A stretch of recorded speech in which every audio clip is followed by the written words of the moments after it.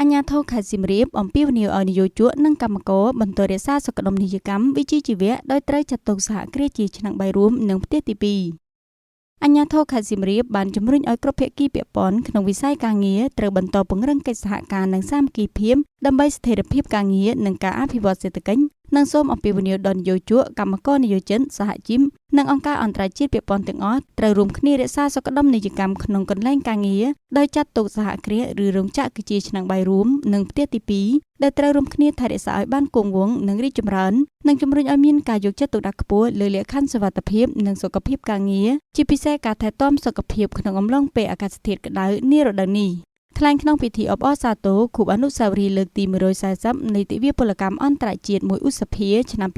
2026ក្រោមប្រធានបទរួមគ្នាកសាងភាពធន់ដើម្បីការងារសមរម្យនៅខេត្តសៀមរាបនាថ្ងៃទី6ខែឧសភាឆ្នាំ2026នេះលោកឌីរ៉ាដូអភិបាលរងខេត្តសៀមរាបបានសង្កត់ធ្ងន់ដោយបានលើកទឹកចិត្តឲ្យបងប្អូនកម្មករនិយោជិតរក្សាជំនឿចិត្តលើការដឹកនាំរបស់រាជរដ្ឋាភិបាលនិងត្រូវប្រុងប្រយ័ត្នខ្ពស់ជៀសវាងការចាញ់បោកការញុះញង់ពីក្រុមជ្រុលនិយមដែលមានបំណងបង្កអស្ថិរភាពសង្គមក្នុងកលៈទេសៈដែលយើងត្រូវរួមសាមគ្គីគ្នាជាធ្លុងមួយក្នុងបទប្រហែលការពារជាតិមាតុភូមិ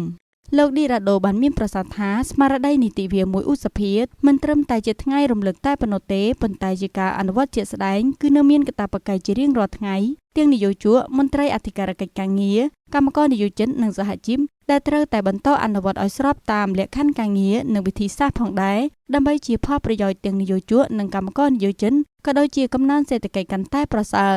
លោកអភិបាលរងខេត្តក៏បានជំរុញនិងលើកទឹកចិត្តដល់ក្រុមអ្នកពាក់ព័ន្ធទាំងអស់សូមបន្តយកចិត្តទុកដាក់ក្នុងការអនុវត្តឲ្យបានខ្ជាប់ខ្ជួននៅច្បាប់ស្តីពីការងារច្បាប់ស្តីពីសហជីពច្បាប់ស្តីពីរបបសន្តិសុខសង្គមច្បាប់ស្តីពីប្រាក់ឈ្នួលអបបរមានិងអនុសញ្ញាអន្តរជាតិខាងការងារនានាព្រមទាំងការអនុវត្តអនុលោមតាមស្តង់ដារសេវាកម្មអាស៊ានដើម្បីធានាឲ្យការផ្តល់សេវាកម្មរបស់យើងមានគុណភាពនិងកាន់តែមានភាពទាក់ទាញដល់ភ្ញៀវទេសចរជាពិសេសត្រូវបង្កើតនូវយន្តការឆ្លើយតបទាន់ពេលវេលាដើម្បីលើកកម្ពស់លក្ខខណ្ឌការងារសុវត្ថិភាពនិងសុខភាពការងារនិងសុខដុមនីយកម្មទំនាក់ទំនងវិជ្ជាជីវៈរួមទាំងការផ្តល់នូវសំណាញ់សុវត្ថិភាពសង្គមជូនដល់កម្មករកម្មការិនីនិងយុវជនយុវនារីដែលបានបាត់បង់និងគ្មានការងារធ្វើតាមរយៈមូលនិធិពិសេសផ្សេងៗយោងតាមសារលិខិតរបស់សម្ដេចមហាបវរធិបតីហ៊ុនម៉ាណែតនាយករដ្ឋមន្ត្រីនៃព្រះរាជាណាចក្រកម្ពុជាក្នុងឱកាសខួបអនុស្សាវរីយ៍លើកទី140នៃទិវាពលកម្មអន្តរជាតិ1ឧសភាដែលអានដោយលោកច័ន្ទសុខុមចិន្តាប្រធានមន្ត្រីការងារនៅបណ្ដុះបណ្ដាលវិជ្ជាជីវៈខេត្តសៀមរាបបានបង្ហាញពីការបដិញ្ញាចិត្តយ៉ាងមុតមមរបស់រាជរដ្ឋាភិបាល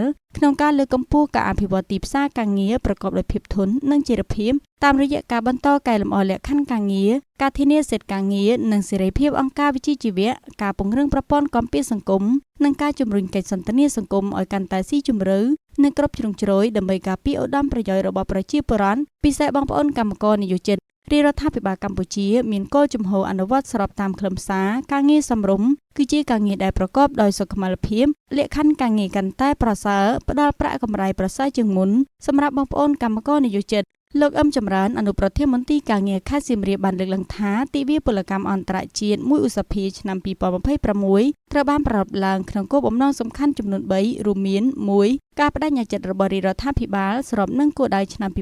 2026គឺផ្ដោតលើការលើកកម្ពស់ការអភិវឌ្ឍទីផ្សារការងារឲ្យមានភាពធន់និងចីរភាព2កិច្ចសន្ទនាសង្គមតាមរយៈវេទិកាសាធារណៈនៃកិច្ចសន្ទនាសង្គមគឺជាយុទ្ធសាស្ត្រផ្ដល់ដំណោះស្រាយពិតប្រាកដសម្រាប់បងប្អូនកម្មករនិយោជិតនិង3គឺការងារសមរម្យជំរុញការបន្តកែលម្អលក្ខខណ្ឌការងារដើម្បីធានាបាននូវការងារសមរម្យសម្រាប់ប្រជាពលរដ្ឋ